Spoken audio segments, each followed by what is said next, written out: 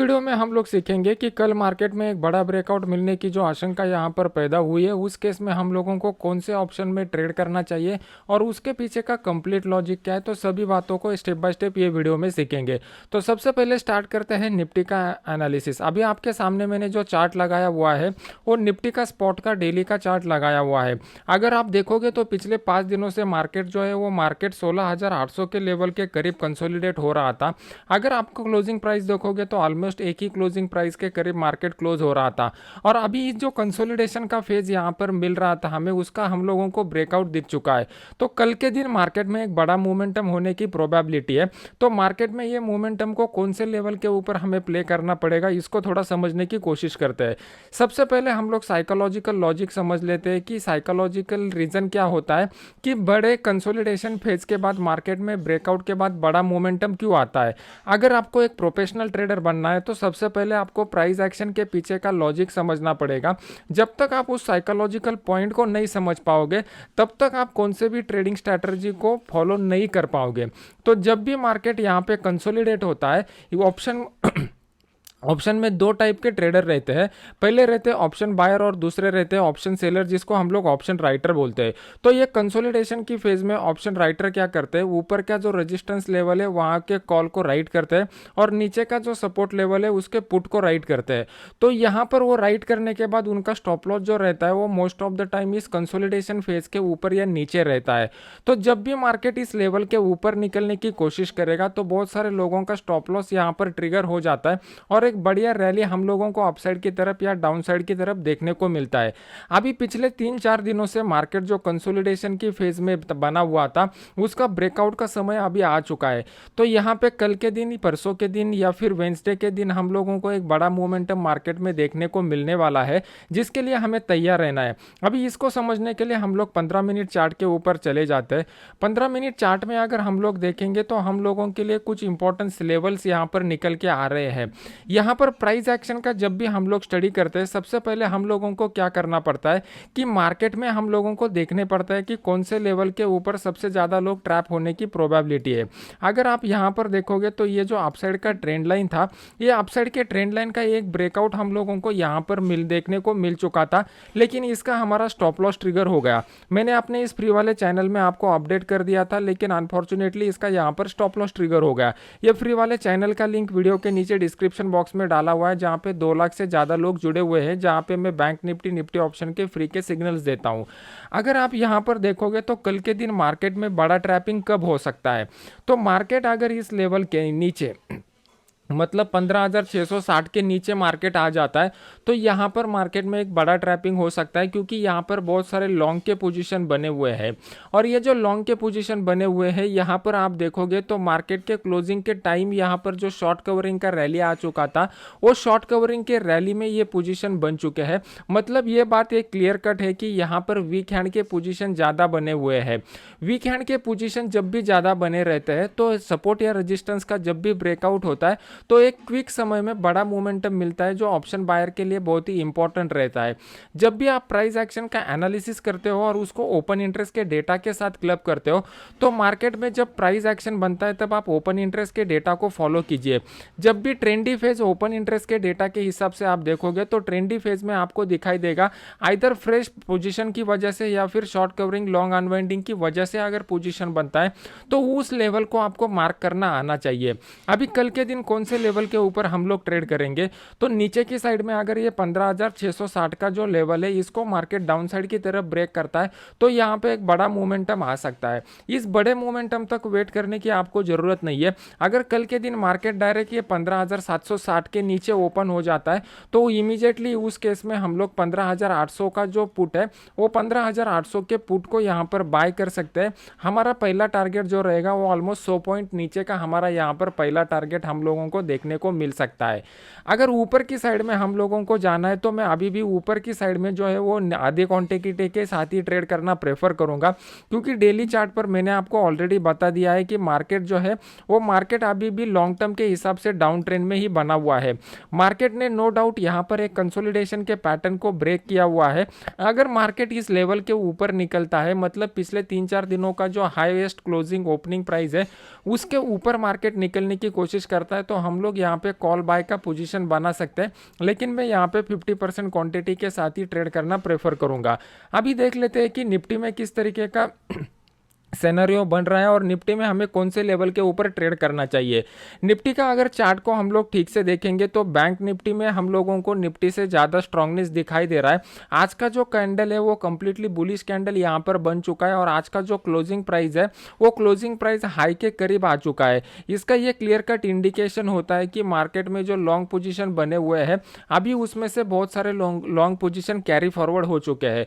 तो कल के दिन मार्केट अगर डायरेक्टली इस लेवल के इस हाई के करीब ओपन होता है तो यहाँ पे हम लोगों को प्रॉफिट बुकिंग दिखाई देगा। अभी इसके पीछे के साइकोलॉजिकल लॉजिक को समझने की कोशिश कीजिए।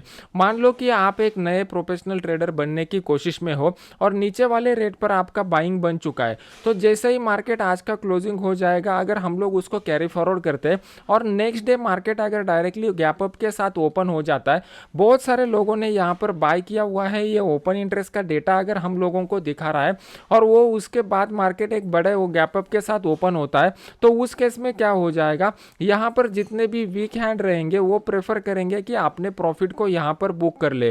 तो इसकी वजह से मार्केट ने यहाँ पे एक प्रॉफिट बुकिंग आ सकता है। तो कल के दिन मार्केट अगर इस हाई लेवल के करीब ओपन हो जाएगा तो यहाँ से मार्केट में थोड़ी छोटी सी गिरावट हम लोगों को देखने को मिल सकती है, जिस केस में हम लोग पुट को बाय करके यहाँ पर ट्रेड कर सकते हैं। मैं अपने इस फ्री वाले चैनल में कल ओपनिंग के टाइम आपको अपडेट कर दूंगा कि यहाँ पर आपको पुट में ट्रेड करना चाहिए या नहीं करना चाहिए। अगर मार्केट को ऊपर जाना है इस लेवल को ब्रेक करके, तो मार्केट इमीडिएटली अगर ऊपर जाएगा तो ये ऊपर का ब्रेकआउट यहाँ पे सस्टेन नहीं होगा। इसको समझने की कोशिश कीजिए। मार्केट अगर कौन सा भी रेजिस्टेंस लेवल हो या फिर ट्रेंड लाइन लेवल हो, ये ट्रेंड लाइन या रेजिस्टेंस लेवल के करीब जाने के बाद मार्केट कंसोलिडेट होता है और कंसोलिडेट होने के बाद ब्रेकआउट देता है, तो वहाँ पे वो ब्रेकआउट सस्टेन होने की प्रोबेबिलिटी ज़्यादा रहती है। अगर यहाँ पर आप देखोगे तो पिछले 3 दिनों से मार्केट कंटिन्यूअसली अपसाइड का मोमेंटम दिखा रहा है।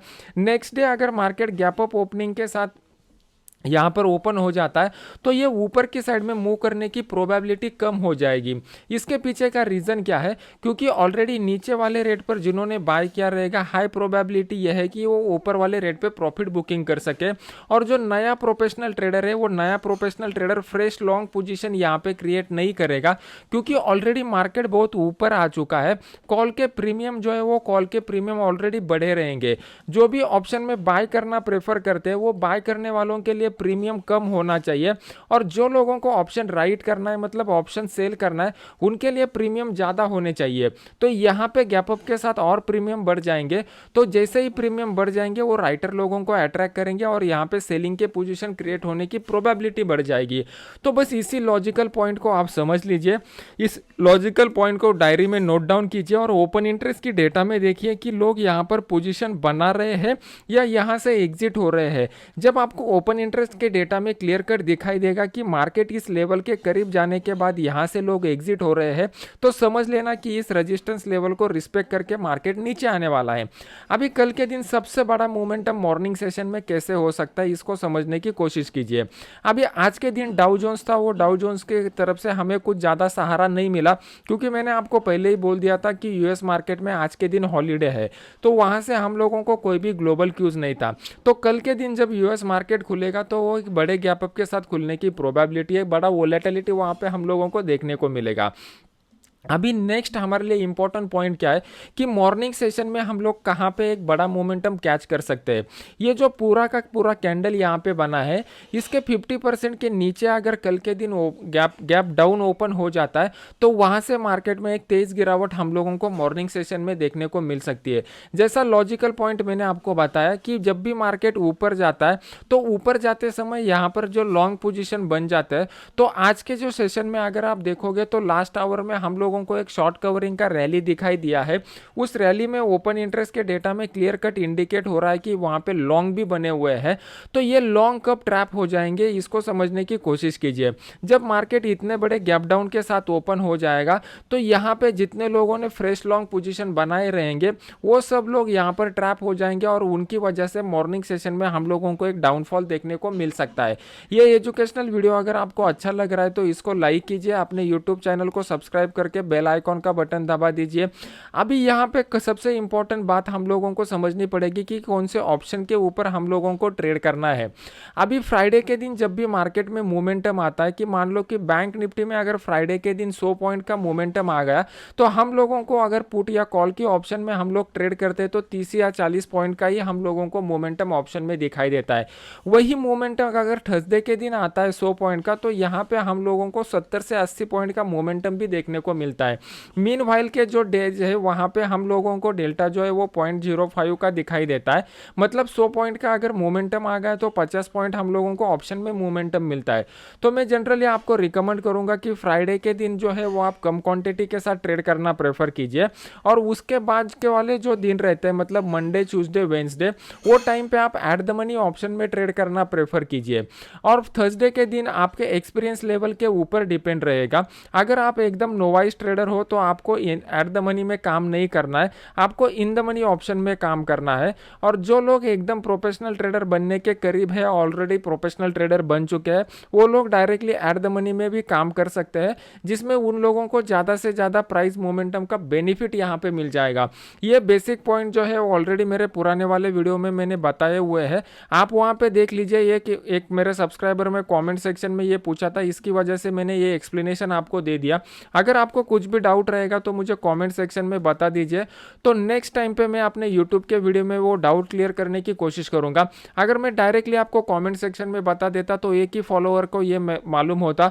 जब मैं वीडियो में इसका एक्सप्लेनेशन करता हूं तो बहुत सारे लोगों को ये नॉलेज और भी गेन होता है। तो मिलते हैं नेक्स्ट एजुकेशनल वीडियो में। वीडियो को लाइक कीजिए, यूट्यूब चैनल को सब्सक्राइब कीजिए। Thank you very much.